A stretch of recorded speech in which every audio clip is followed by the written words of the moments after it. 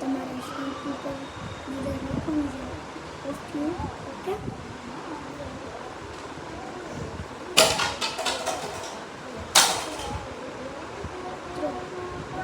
ત્રણ વિકેટ એમને પડી ગઈ છે બરાબર.